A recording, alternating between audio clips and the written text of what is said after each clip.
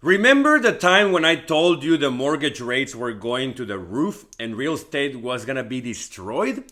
Then by December, rates were raised only 25 basis points and inflation wasn't at 8% anymore.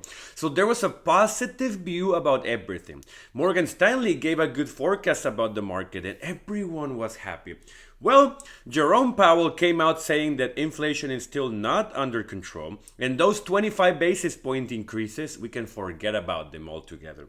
The ceiling needs to be raised, and the markets are struggling. So, in this video, I will explain to you why this is, the implications on your day to day life, and how you can make some money.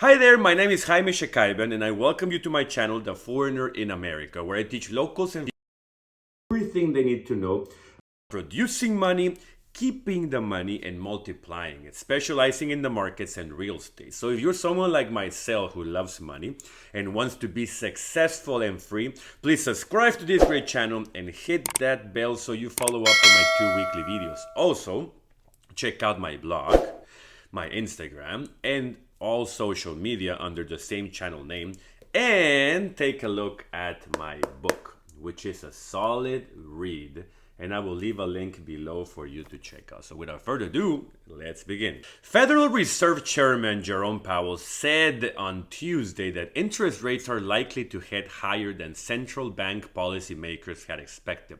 So what happens is that the data shows that inflation has reversed the deceleration it showed in late 2022. So we need tighter policy to slow down a growing economy. Powell is preparing for his meeting this month where he will present the rate hikes to control inflation. Everyone is expecting another 25 basis point rate hike, but he is prepared to increase the pace of rate hikes, meaning going from 50 or 100 basis points again.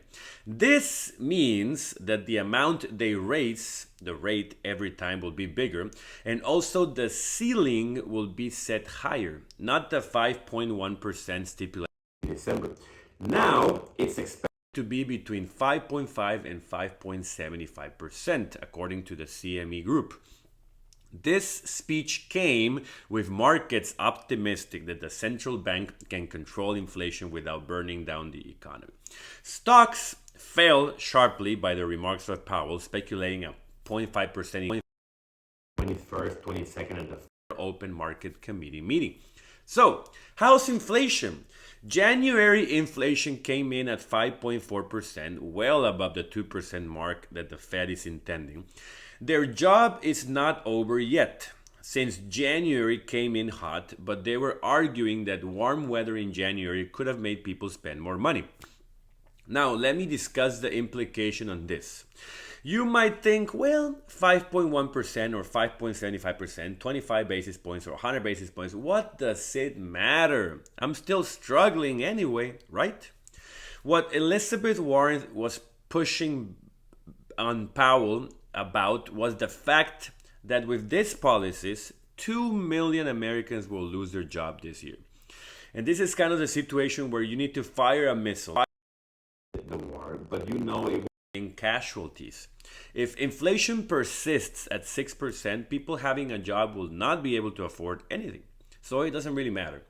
2 million people losing a job sounds bad, but they can still look for another job or start a business and claim unemployment in the meantime, helping themselves with their savings. So, if you are currently employed and you do not have savings, for God's sake, start saving and living below your means. If you're using a credit card to supplement your income, stop doing that and better find ways to save money and break even. Two words that don't belong together are job and security, especially in today's age. Having a business is more secure since you fire yourself last. Same for an investment. There are certain people that benefit from all this, and let me explain to you why. If you own a business who is making a killer profit, let's say 30% margin on sales, sales start to drop because the Fed is slowing the spending on people.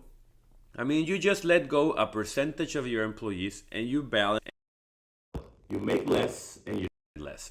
If you're an investor and you are into real estate, that's the best way to be. Why? Well, if you have 10 properties and they're all rented into 12-month leases, those rents are fixed no matter what the market does.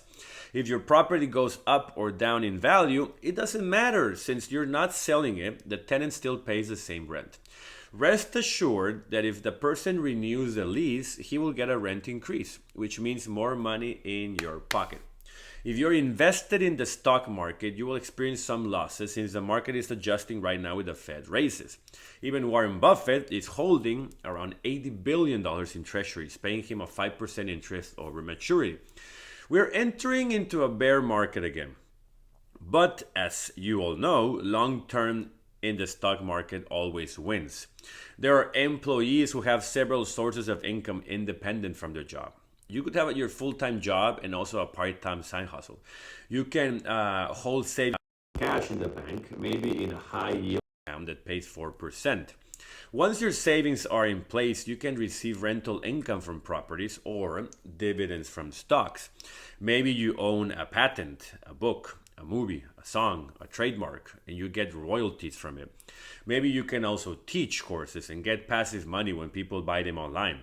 You could be a blogger and make money from doing videos or podcasts. You could have invested with a friend who started a bar or a restaurant in the city and needed some cash and get quarterly returns. There are so many ways you can make extra money while still working a full-time job. My question to you is, what are you doing when you're not working your job or sleeping? That's the most important answer for money in your life. I hate when people say, you shouldn't sleep. 3 hours a day is enough. That's total BS. I need my 8 hours. The day is divided by 3. Work, play, and sleep.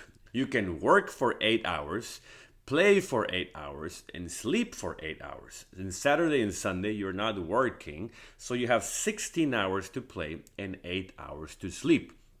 If you add up all the hours for play, you have 8 times 5 during the week, plus 16 on the weekends, right? So 16 and 16, which equals to 72 hours of your week. You can create value to other people. That's only 42% of the time. If you watch TV and consume content all the time, you won't create any value. So when a layoff occurs, you will be miserable.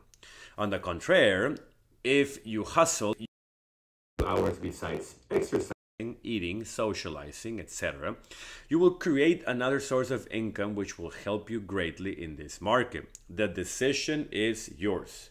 But remember, take control of your life and take control of your money. Thanks a lot for watching this video. If you enjoyed it and found useful information, give me a like, subscribe, and hit that bell so you don't miss any one of my videos as soon as they come out. So have a great day. Don't lose any money, and I'll see you next time.